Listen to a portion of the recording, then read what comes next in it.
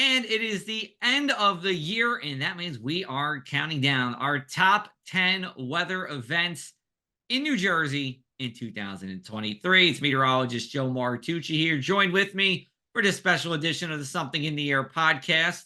New Jersey State Climatologist, birthday buddy, weather dad, Dr. Dave Robinson. Just a few days away from the end of the year. How are we feeling? Feeling good, feeling good. There's ups and downs of any year, but overall, I think it was a good year. Add another grandchild to Okay. Yeah. our Congratulations. collection of five. He'll be one in a couple of weeks. So you can't have a bad year when that's one of the occurrences. I could something I don't have experience in, but I can only imagine. Let's put it that way. That's great. And you've been traveling all around the world, and that continues as we go into the end of the month. Yeah, we get out and about on occasion. We rush out and rush back because wife and I each have full-time jobs, obviously, Yes, more than yes, full-time jobs. But yeah, we had the opportunity, like you, to be in Italy yes. uh, The Great this past Italy migration this year. I feel like everyone went to Italy. Italy and the Azores and Mexico coming up. So yeah, it's nice to travel, but it's much better to be home in New Jersey.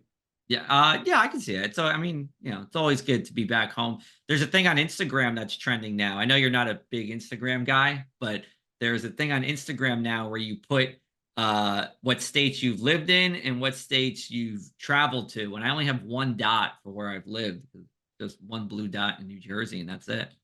So, I guess I don't know. Why do you need anywhere else when you have New Jersey? I guess. No, I mean, I am that somewhat rare Rutgers professor who grew up in New Jersey. I've lived briefly outside the state in North Carolina and Pennsylvania, college, and sabbatical and things like that. But mostly this is home base. This is home. This is Right home base. And now, we can go out from there. yes. Even looking down the road to retirement, we both are from Jersey and we want to stay here again as our home base, and then we'll travel Right. elsewhere. Yeah, I don't really see it as like a Boca Raton, Florida person. No snowbirds. Yeah, I was gonna So say because you are the Snow King. no snowbirds. My parents did it Oh, did they? years ago. Yeah, but no, not us. Gotcha. All right. Well, we'll look forward to keeping you here in New Jersey and best wishes on your travel here. So we're going to talk about the top 10 weather events of 2023. We do this every year here. What we'll do is we're going to start off we're just going to quickly talk about 10 through 6, and then we'll more or less dive into 5, 4, 3, 2, and 1. Now, usually him and I are slightly different here. Usually he's looking, I would, and correct me if I'm wrong, usually speaking more at some trends, some bigger picture things, like maybe like warmest years on record. I usually like to pick on like the certain singular dates of things. Not that one way is wrong and one way is right. It's just the way that we do things. And you can find his top 10 list on their website. Tell us what website it's going to be and when that will be up. That's a good question. It will be on njclimate.org. Probably be a link to njweather.org as well, to our weather network page. I might tidy it up enough today to put a tease up there because we don't have some final numbers. But I'm not sure. I'm not sure, but it will certainly be there early in January. But maybe we'll put a tease up. Have to talk to Matt Gerbish, erstwhile assistant state climatologist, who handles the postings, because he knows more about doing that than I do. I should add that there's several reasons why our lists differ. One, you're a meteorologist, I'm a climatologist. Yes. Yes. So there's Absolutely. that side. And also you focus perfectly on Atlantic, Yeah. ocean, Cape May. Ocean. Yep. Sure. And I look statewide. So I try to look statewide. I try to give a mix of a weather and a climate and a weather and a climate, just to go back and forth a little bit. So there's good reason we differ, but there's a lot of similarities over the years Yeah. we've talked. And I think we'll see some similarities as we go forward with this one here. So let's get into just, I guess, read your 10 through 6 and maybe a brief overview of that. This is subject to a little change, but this is very precip focused, even though it wasn't New Jersey's wettest year or anything. And let's face it, you and I have talked about this going into this today. This was not an exciting year in many No. respects, as we'll see as we go down the list, because they'll be included there. So it was a little. Number 10 is, I call it other notable rain events. Well, that's a tease because that means we have more notable rain events coming up in 9 through somewhere in 9 through 1. But we had a doubleheader rain event in April. We had a late June rain event. We had a double event bookending Thanksgiving weekend. But what I think is most interesting, and I may twist this a little bit, some of these events occurred after extended dry spells. So we were starting to slide into maybe some drought concerns in June, and along came some rain. We were starting to do that in September. Along came the end of the month rain. We were definitely doing that in November. And DEP was bringing up its drought group, and we had a meeting. And along came Thanksgiving weekend. So that maybe is the story, that these were saving grace events. And that applies. The reason I'm spending so long on this applies to several of the other ones we'll be talking Yeah, about. sure. So that's what I think. Go. Okay, so I'm gonna read. Well, actually, you know what? I want you to read. Can you read 10 through 6? Okay, great. Yeah, all right. just do that quick. Number 9 is growing season disparity, and this has a focus on the coast and our station, Atlantic City Marina. The longest growing season, and that's the time between the last freeze in the spring and the first freeze in the fall. So it's all the days that didn't have a freeze between them continuously. It was 249 days at Atlantic City Marina, Harvey Cedars, and up the Delaware Bay at Lower Alloways Creek Township. The last freeze being, and I don't have all the numbers right here because I'm still pulling it together, was about March 20th. And the first freeze was November something. I'm sorry, I don't have all the numbers right here yet. I'm still putting it together. Now, compare that with the location in our weather network with the shortest freeze-free season, and that was 135 days.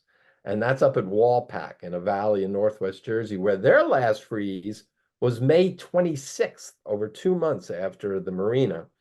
And their first freeze was October 9th, about a month before the first freeze there. So that's 114-day difference in the growing season. Yeah, you can fit 2 AC marinas in the wall pack almost. Yeah, I mean, it's 3.5 months. Yeah. Really interesting there. Going quickly. Number 8 was Ophelia at the end of September. Ophelia and Ophelia's remnants, and you recall it came in and gave some high surf and flooding and some heavy rains, and then it kind of loitered off the coast and then came back and gave the upper coast a 10-inch rain event. That's the day New York City got a lot of rain, but no one recognizes that one of our CoCoRaHS observers in Monmouth County had 10 inches of rain, more than anywhere in New York City. So Ophelia rains 8. The 7th was a July rain and flood well away from you folks, up in Warren County. There was a landslide that closed Route 46 for a week or more and destroyed some homes.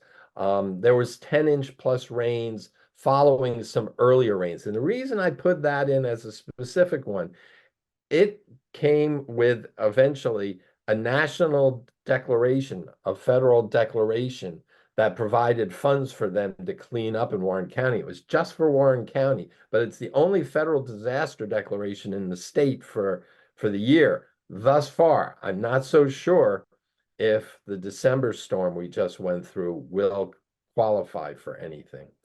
That was 7. Number 6, I called local wildfires.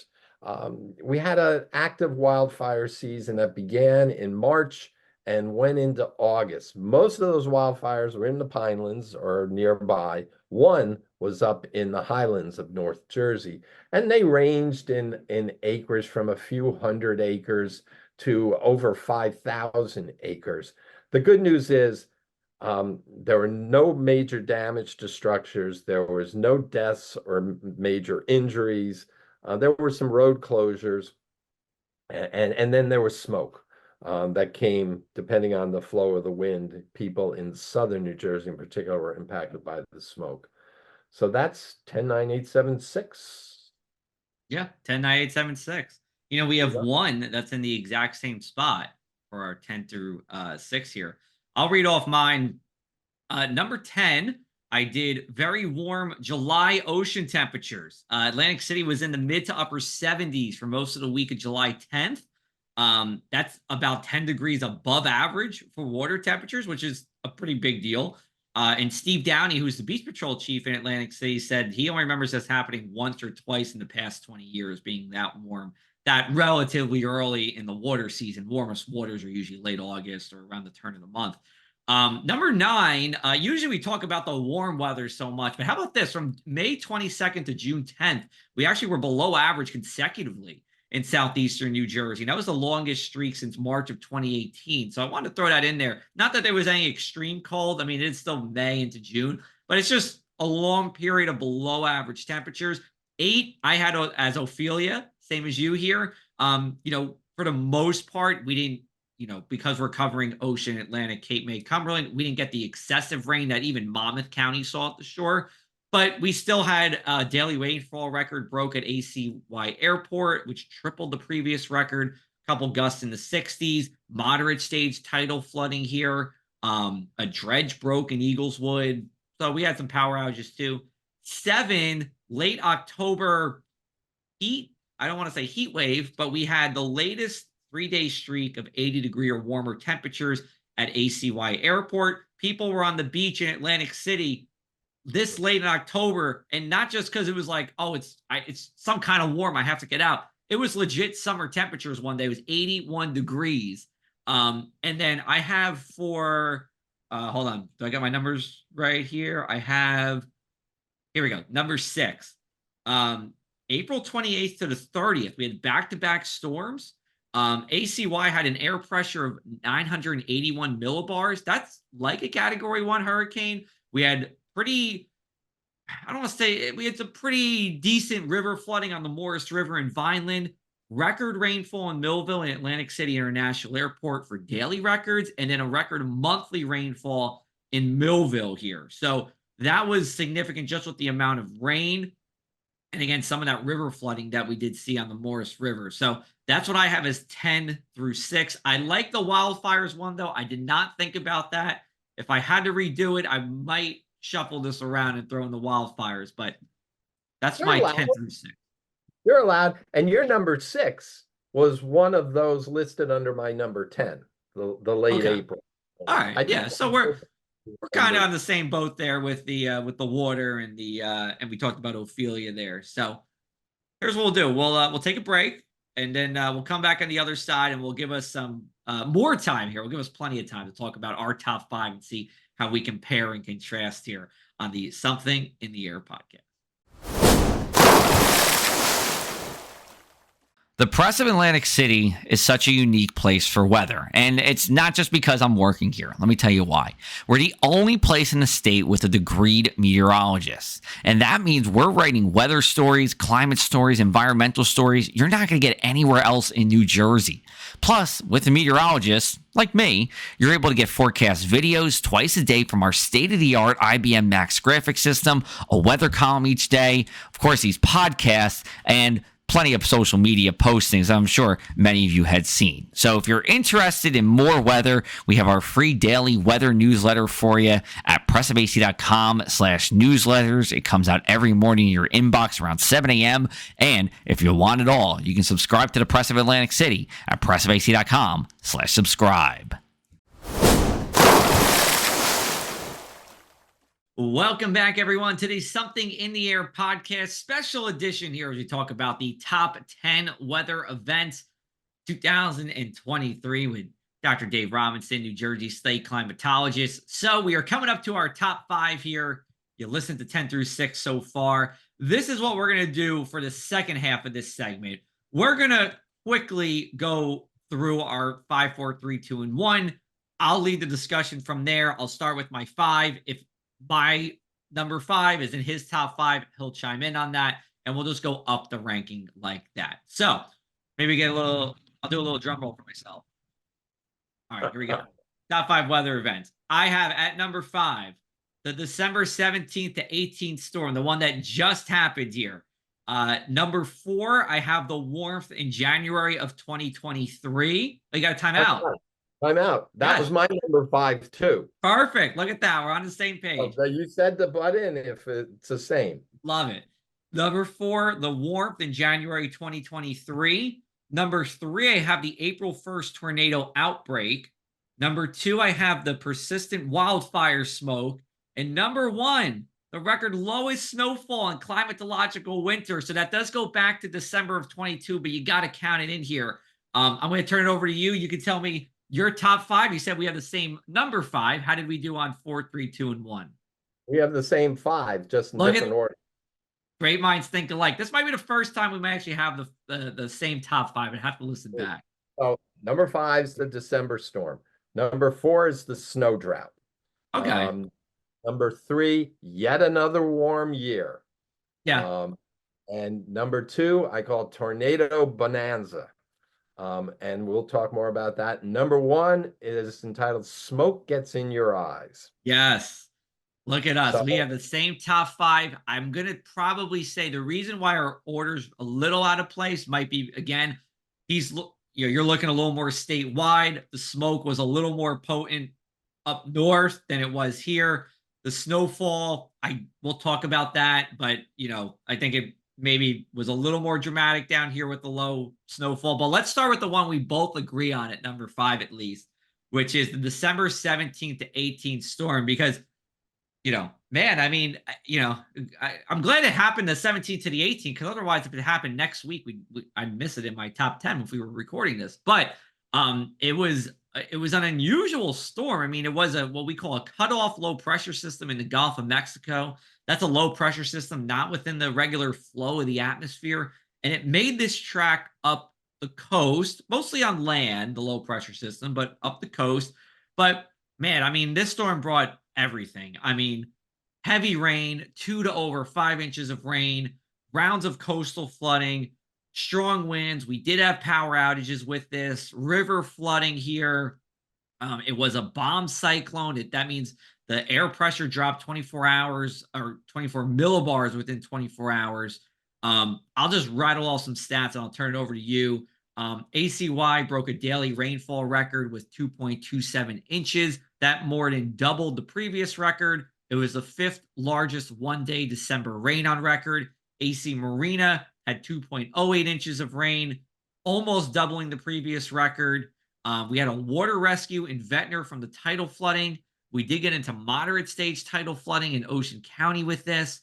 Winds, the top gust was 62 in Brigantine. Number of places over 50. There were a couple thousand power outages. I wouldn't call it widespread, but there were power outages for maybe 12 to 18 hours with this. I know there's one big stat when it comes to statewide that you might want to share with us on this storm, but it was a pretty potent storm, I thought. In many ways, it had characteristics of a tropical storm, except it did not have the warm core of a tropical storm. It was a confluence that low in the Gulf. You had the subtropical jet stream feeding in energy and moisture, even from the Pacific, the Caribbean, the Gulf, and the South Atlantic. And then you had the polar jet stream dig down into our west, and that helped track the storm up the coast. So it wasn't a tropical storm, but it had the low pressure, it had the wind, it had the surge, it had the rain. The only thing that you, as a meteorologist, got off easy on was there was no rain snow line to No. deal with. Oh my gosh. If there was a rain snow line in this, this would have been the most challenging storm for me this decade, I think, because the big snows we've had have been all snow, which has been good. I just want to say one more thing, too. How about the surf from this? I mean, there were some viral photos and videos from I believe it was Point Pleasant, of these massive waves. I think like 12-foot waves, 18-foot waves at the Jersey Shore. You see the person on the wave, he's like so small compared to the ocean. So you can go ahead Big again. wave. It wasn't the surge that the Gulf Coast of Florida had, Charleston, South Carolina had. It wasn't all that impressive, the surge along the coast. And I haven't looked at whether maybe it was somewhat associated with the tidal cycle, that it came in at the right time, the worst of it at a low tide, for instance. But yeah, I mean, 28 of our 60, well, we don't have anemometers up at a couple stations now, but almost half of our weather network stations gusted to 40 miles an hour or higher. Our highest gust was 56 miles an hour out at Harvey Cedars. Um, so it was very gusty winds. The rains, the largest total we feel confident was 5.68 inches in Oakland, up in northwestern Bergen County. There were other 5-inch plus totals in Morris County, Passaic County, and down in Atlantic County. Yeah. Estelle Manor, Hamilton area. So those are the two areas with the heaviest rain from the event. And then the river flooding, which you didn't have to deal with in South, but the main branch of the Passaic at Little Falls and the main branch of the Raritan at Bound Brook had, both of them had their 8th largest flood crest on record. That's pretty darn impressive. Yeah. Now, so they were both top 10 flooding events in those basins. Just too much rain over too large an area over too short a period of time, on top of the rains from the previous weekend and those two rains we briefly discussed at the end of November. Right. Uh, they primed the situation for this significant flooding event. So we believe in our office, and we'll do some more dickering with the numbers, that this was the largest December rainfall event on record in New Jersey. And I would dare say it may have challenged or exceeded January or February. It is very difficult to get this much water Yes. pumped up to the northeast at this time of the year, when Right. the atmosphere and the oceans are usually cooler. So you have less evaporation, you have less capacity to retain moisture in the atmosphere. This was a very notable event that does have, we just don't know how to quantify it, climate change ramifications associated with it. We can get into that on another day. Yeah. So that's only number 5. We have 4 No, more to it's fine. go. We got 4 more to go. So little time. Let's talk about the January 2023 warmth. I know you talked about warmth throughout the year, so we can kind of tie them in. But for me, I had this at number 4. I love talking about this month when I've done my winter forecast public talks.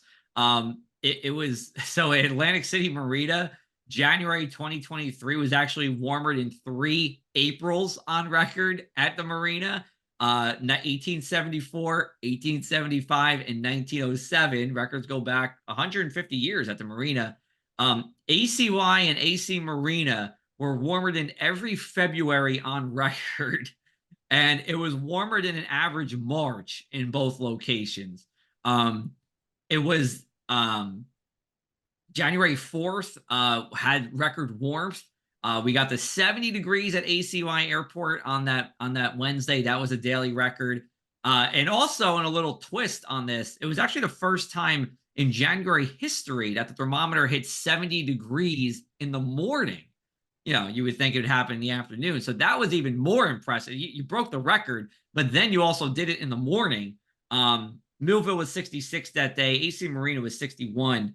And ACY in Millville, didn't get below freezing in January until January 8th, which was the longest you had to wait on record to actually get below 32. So it was just super impressive. I think it was more of the average, if my memory serves me right, more of an average January in Raleigh, North Carolina. That's how warm it was. Yeah. No, I love the way you pull apart those individual days and such that I do a little less of because it's tough when you're looking at a state perspective. But I look at it another way. We have run numbers so far. Obviously, December's not done, but this is quite likely to be the second or third warmest year on record. Records going back to 1895. We're not going to be 2012 for the warmest year. But I believe it's 2020 is second. We may, and it's probably going to depend on how warm it gets next week, whether this is the second or third warmest year on record in a year that globally is blowing away records for warmth. So we are sharing with the global warmth, but not quite to the magnitude of that. Look seasonally, winter, last December through February, was the second warmest on record, only because December wasn't as warm as January and February in an anomaly sense. 8 months were above average this year, and that's saying December, which we know is going to be above average. And 5 months were in the top 10 for warmth. We think 4 we've got already. January, number 1, as you so well defined. February was the third warmest. April was the third warmest. And October, the 9th warmest. Again, that's going back 129 years to 1895. December may make the top 10 and may also make the top 10, probably will make the top 10 for rainfall, for precipitation, rain and melted snow. So we'll see again on that one. And then finally, 9 of the 10 warmest years on record have occurred since 2006. So 9 of the top 10, and 6 of the last 9 years, 2016 to 2023, are in the top 10. So New Jersey is getting considerably warmer. So there's my climatologist take on this. But we better move on. Yeah, we'll move on here. We'll talk about I had a number 3, the April 1st, 2023 tornado outbreak. This was your number 2, right? Yep. Right. And I can see that because, in the southern part of the state, we did have a tornado in Jacksontown. We had, I believe, 3 of the 7 tornadoes on that day. So if you're covering statewide, certainly I can see it being number 2. But it was the largest one-day tornado outbreak in New Jersey's recorded history, tying it with a November day of all days, November 16th, 1989.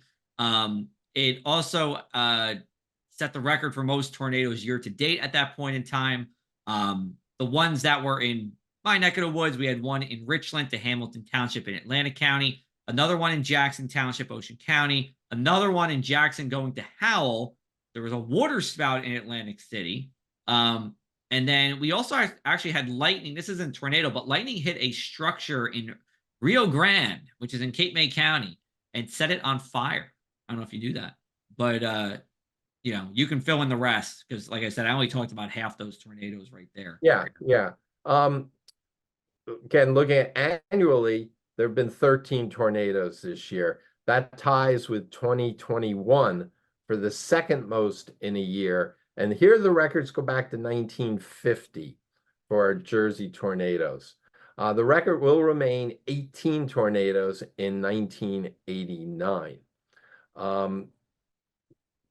Looking at the ratings, 4 of the 13 were EF2s in strength, 7 EF1s, and 2 EF0s. That's impressive. Normally you see more of these EF0 storms.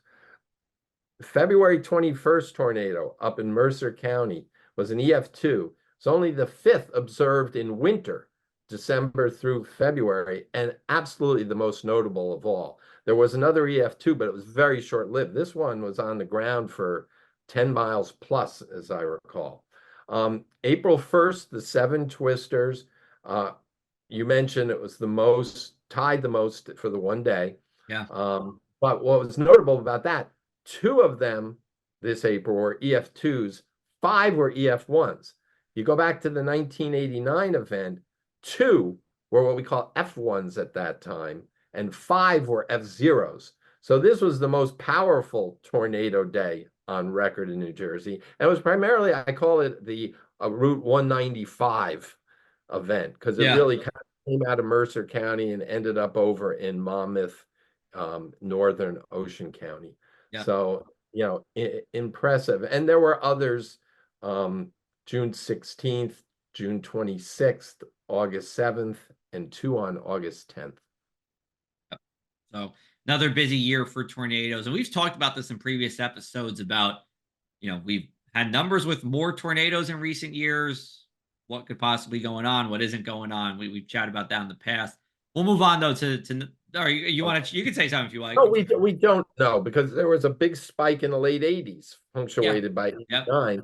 And then there was benign early part of this century and even the early last decade. So it's no trend. People just get out of your mind that there's a perceivable trend. Right. We'll see.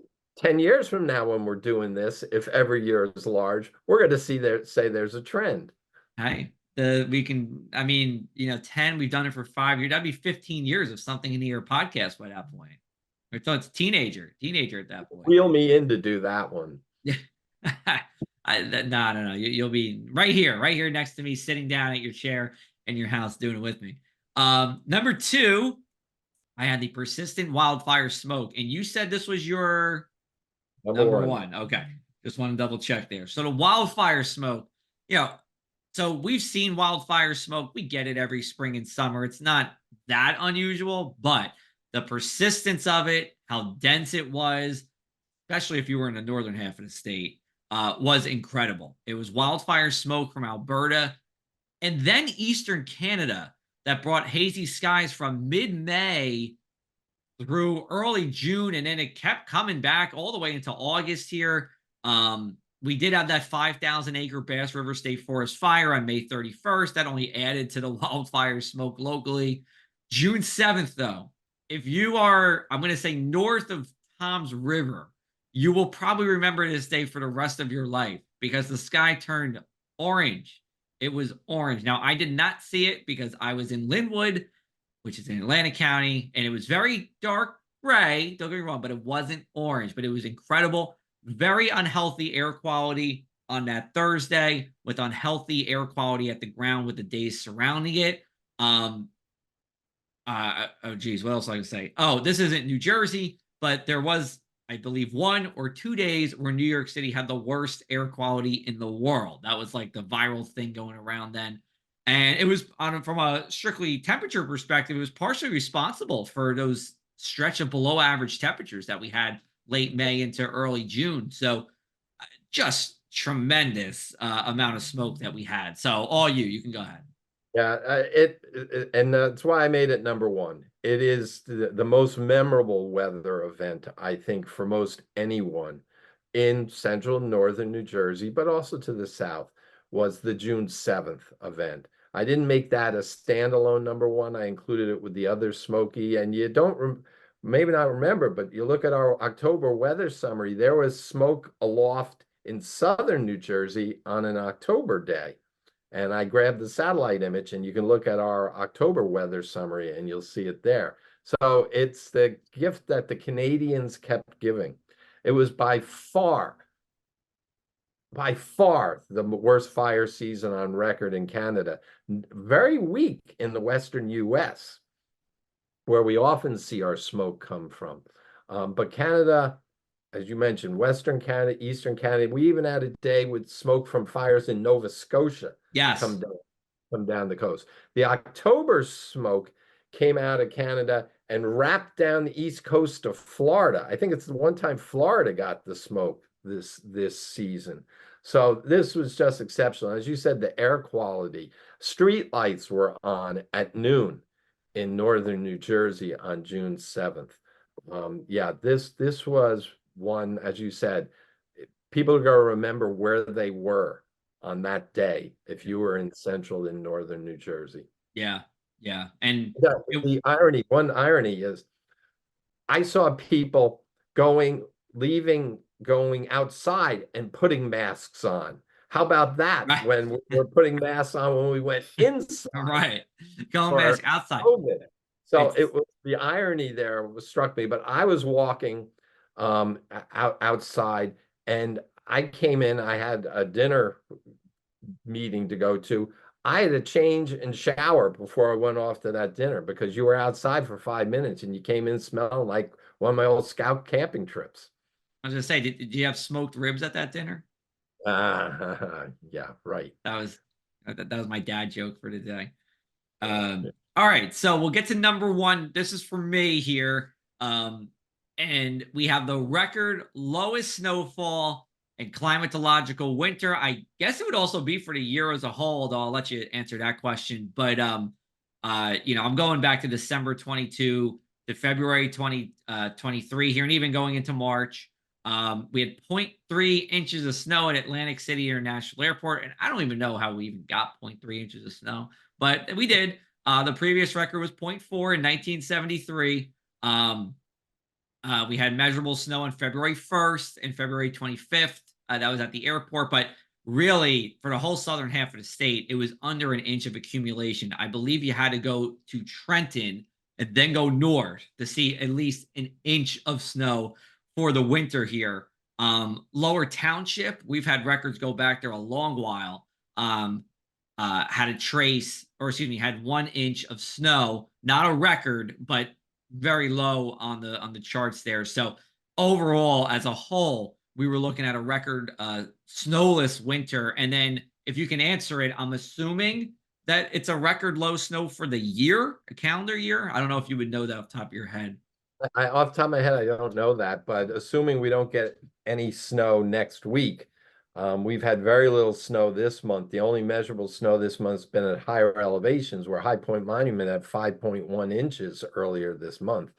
But that was above 1,000 feet, and really 2 or more inches, you were above 1,500 feet maybe. So Not a yeah, lot of people live there. no, very, very low month. And when you add it into what we had in January, February, March, and nothing in April, yeah, it'd probably be the lowest calendar year, Right. or near it, statewide. We haven't looked. Let me, I look at it a little differently. Obviously, again, statewide. Statewide, it was the third least snowy winter on record back to 1895. Our estimate is 4.8 inches of snow statewide. So it ranks third behind 1918, 1919, which is a number two, and 1972, 73, which was number one. Um, what else here? The Southern Division, which we consider Burlington, Ocean South. It's different divisions than the National Weather Service uses for temperature and precip. We divide the state into North, Central, and South. As it South should be. yeah, it really should be 0.4 inches in the South, number one for lowest. Central Jersey, 3.9 inches, number three for lowest. And the Northern Division, which is essentially Warren County, Morris County, over to Essex County and north, 13.8 inches of snow. It sounds like a lot, but it still ranks seventh lowest on record. So, yeah, the snow drought, as I call it. And it was a record late start. In New Brunswick, it was February 1st had snow. You mentioned Atlantic City Airport did too. That was the first measurable snow in New Brunswick and was the latest on record for the Hmm, first measurable snow. right. Yeah, it was kind of yeah, if you go back to last winter, like December, you had that really cold Christmas Eve and Christmas, record cold. We just didn't get any snow with it. And then the torch went on as we flipped the calendar to the new year. Yep. It was tough to Yep. snow. So Yeah. we'll see this year. We'll see this year. But basically, when people ask me how much snow, what are we gonna get snow wise this winter? I'm pretty safe bet saying more than last year. You're not wrong. I don't think you're going to be So wrong on that. far, not so good. All right. So just to recap the top five, I'll say it again: the December 17th to 18th storm, the January 2023 warmth, the April 1st tornado outbreak, the persistent wildfire smoke, and the record low snowfall was number one for me. If you could quickly read your top five, and then we'll get everyone out of here. It was the December deluge was number 5, snow drought number 4, another warm year number 3, the tornado bonanza number 2, and smoke gets in your eyes number 1. All right. So it was there's always something to talk about, as we always say in these episodes. Sometimes it's like, it seemed kind of boring the past month, and then we fill a whole half hour. And this year, thankfully, was fairly quiet, but there's always something to talk about, when it's the two of us. So Absolutely. And and for the people that stick through it and listen till now, they'll all shake their heads in agreement that there's always something magical, mystical, interesting, depressing to talk about with our weather and climate here yeah. in New Jersey.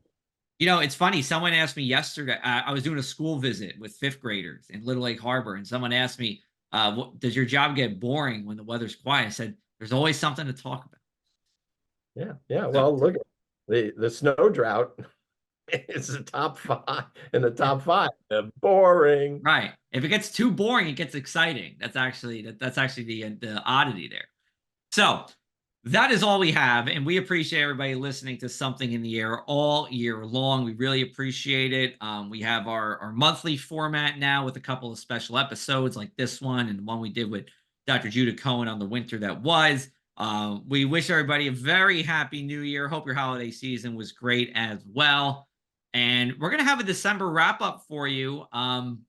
Not sure who's going to be the guest though. We will see. I think it's going to be Dave Robinson. Him and I are going to talk after this. If not, might have to bring in my my other meteorological parent, Jim Eberwine, for this one. We'll see. Excellent pinch hitter, if that's Yes, what's going. excellent pinch hitter, but we will see. So in either case, everybody, happy New Year again. Thanks for listening to the Something in the Air podcast. You can check out more of Dave Robinson's climatological and weather information at njclimate.org. We will talk with you soon. Take care.